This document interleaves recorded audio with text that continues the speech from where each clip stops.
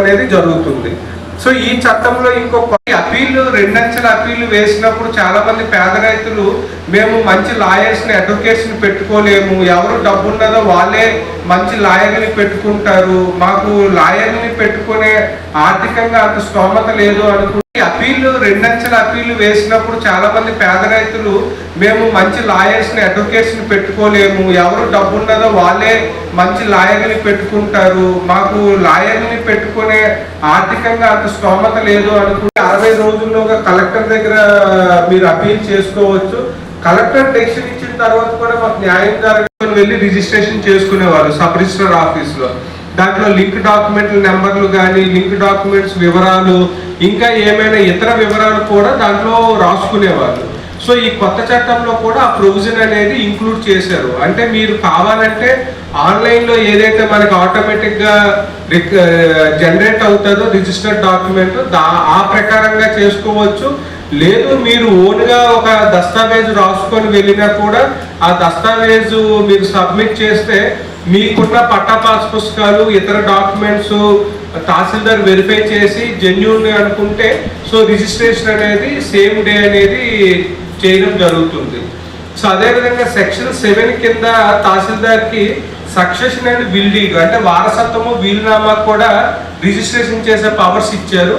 But దీనిలో difference ఏమంటే ఎప్పుడైతే రైతు సక్సెషన్ అంటే వాళ్ళ ఫాదర్ కానీ మదర్ కానీ ఎవరైతే ఒరిజినల్ మనకి టైటిల్ ఓనరు చనిపోతే వాళ్ళు లీగల్ హెయిర్స్ అప్లై చేసుకుంటారో సో అప్లై చేసుకున్నప్పుడు ఇప్పుడు ఎలా ఉంది అంటే మీరు అగైన్ స్లాట్ బుక్ చేసుకుంటే వెళ్తే సేమ్ డే సక్సెషన్ చేసేవాళ్ళు.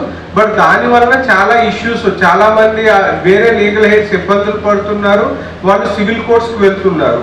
అంటే ఇప్పుడు గ్రామంలో ఎలా ఉంటుంది అంటే గ్రామంలో ఒకరో ఇద్దరు కొడుకులు కూతుర్లు ఉంటారు, మిగిలిన వాళ్ళు గల్ఫ్ కంట్రీస్లో కానీ మన జిల్లాలో అదర్వైజ్ హైదరాబాద్ నిజామాబాద్లో ఉంటారు.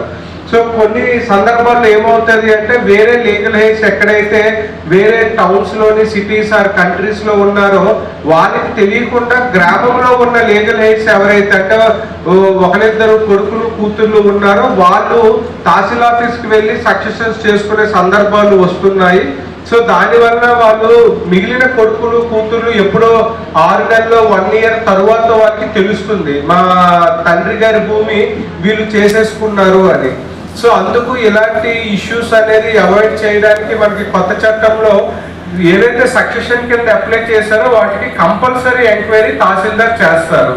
ఇవ్వడానికి అడ్వైస్ కాకుండా ఈవెన్ మీ తరఫున వాదించడానికి కూడా మనకి లీగల్, పారాలీగల్ అడ్వైజర్స్ అనేది ఉంటారు.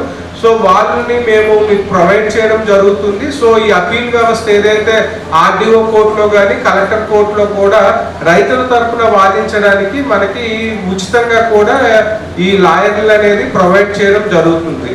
సో దాంతోపాటు మనకి ఇంతవరకు రికార్డులు చూసుకుంటే ఓన్లీ తహసీల్ ఆఫీస్లో ఈవెన్ ప్రీవియస్గా కూడా ఓన్లీ వ్యవసాయ భూములకి సంబంధించిన రికార్డులు మాత్రమే ఉండేవి.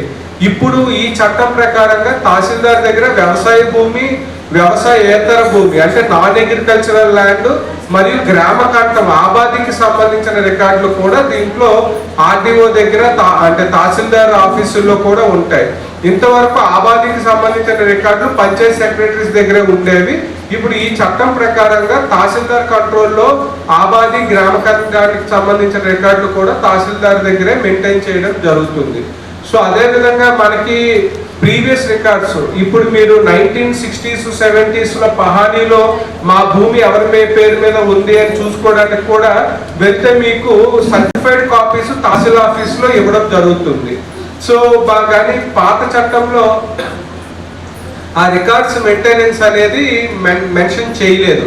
అంటే ఆన్లైన్ అయిపోయింది, ఎప్పటికప్పుడు చేంజెస్ అవుతూ ఉంటాయి, కానీ ఇయర్లో ఎవరి పేరు మీద ఉంది, వాళ్ళ దగ్గర నుంచి ఇంకొకరికి ఏ విధంగా వచ్చింది అనేది రికార్డ్స్ అనేవి లేవు. ఈ కొత్త చట్టంలో మనకి సెక్షన్ 13 and 12 కింద మనకి రికార్డ్స్ మెయింటెనెన్స్ అదేవిధంగా సర్టిఫైడ్ కాపీస్ ఇచ్చే విధంగా కూడా ఈ సెక్షన్లో ఈ చట్టంలో మెన్షన్ చేశారు. సో మనకి ఈ చట్టంలో ఎవ్రీ ఇయర్ December 31st ఏముంది, ఆ ఇయర్ ఏముంది పహానీ అనేది ప్రింట్అవుట్ తీసి హార్డ్ కాపీస్ అనేది మనకి తహసీల్ ఆఫీస్లో ఉంటాయి. అదే విధంగా ఆ సంవత్సర కాలం అంటే జనవరి 1